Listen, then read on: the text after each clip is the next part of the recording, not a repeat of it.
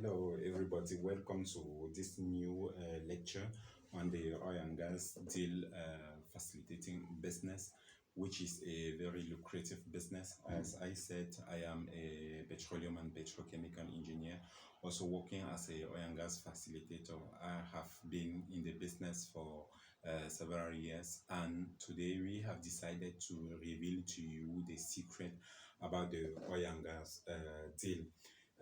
We have noticed that most at time people do not reveal this secret to people. They tend to mythologize. They tend to mythologize the techniques. I mean, to mythologize the business itself and or what you need. So here we are offering you all the steps, the step-by-step training on how to become an oil and gas facilitator. In the previous video, we have discussed several things and the stakeholders, the players, and the some few vocabs related, the buyers and sellers documents. And today in this video, we are going to talk about the buyer, seller, and suppliers instrument, which is, this lecture is going to be a very short one, okay? This instrument, first of all, I told you an instrument is a document from the bank, okay? An instrument always involves funds. It always involves money in the bank, okay? So there is one document called the CPB, which stands for cash penalty bond. The cash penalty bond. A cash penalty bond is a cash amount held in escrow by a designated bank to pay penalty to a party by a defaulting party. It means if there is a defaulting party, this party has to pay some penalties. It means this party has failed to complete his job, reason why he has to pay penalties for that. Okay, this is called the CPB. Both parties are usually required to post the same amount in cash. Okay, it means, let me break it down for you. For instance, if there is a deal of maybe, let's say, $100 okay, I mean $100 million, okay, and in this deal, okay, we decide during the TTM, the table talk meeting, that we have defined in the previous video. We decide that, okay, the casualties, in case someone fails to complete his mission or to complete his job, he is gonna pay 10M. Okay, the 10M will be, raised by each party. That means, and we decide a bank where to save it. That means in the bank, the two people will all save a certain amount of 10 plus 10, which is 20M. Okay, and in case that a party fails to complete his mission, then the other party will collect the amount. It is like an insurance, and also it guarantees, it pressurizes everybody, each and everyone, and calls each and everyone on more responsibilities, more integrity and transparency in the business, in the game. Okay,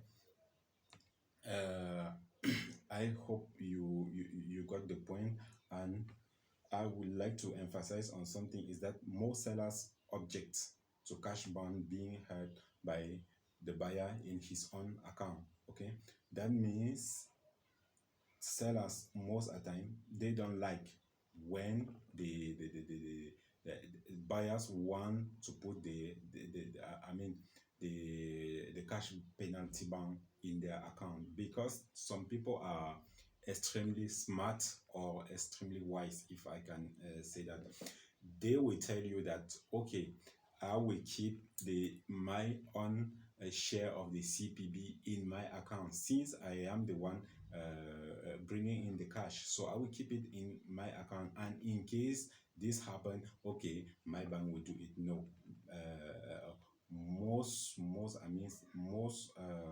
sellers, they don't agree, that they refuse, because those people playing wise, in case something happen, at time their bank will never going to pay the penalty. What about the casualties or what they have costed? Okay, or they yeah. So be very careful, and I also urge you not to deal with this kind of bias. Okay, if you are a bias mandate, always tell him that during the TTM meeting, you decide with the seller, you decide a bank where each and everyone will deposit his own share of the CPB. Okay, and the CP cash penalty. This is another document. I mean, which you will come across very often. Let me correct the vocab here. The CP cash penalty.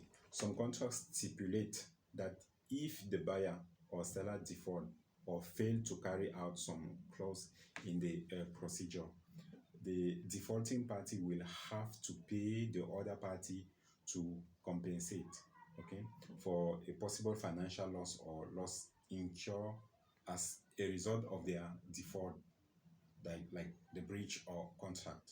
You see, both parties each will deposit an agreed sum of money into their bank account or a selected bank account.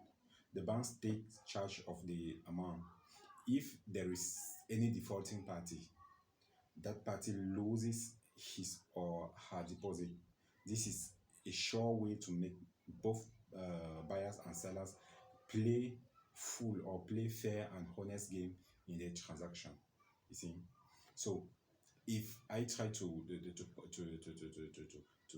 the difference, okay, the CPB and the CP cash penalty, okay, is that those documents looks alike. Okay, in a deal, if you have one document already and you have agreed on this, then you can do it.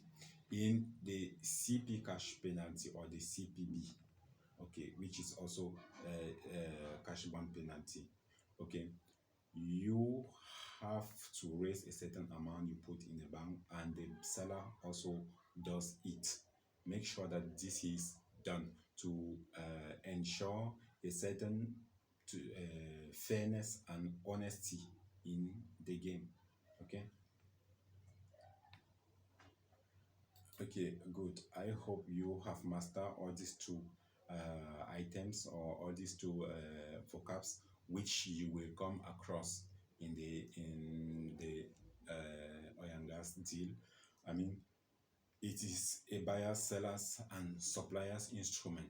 You know, the three parties at time. If the seller is working on behalf of a supplier, then you must have it for the three parties. That means each and everyone will have to raise it. Okay, thank you very much for your participation, and feel free to ask all your questions. Thank you.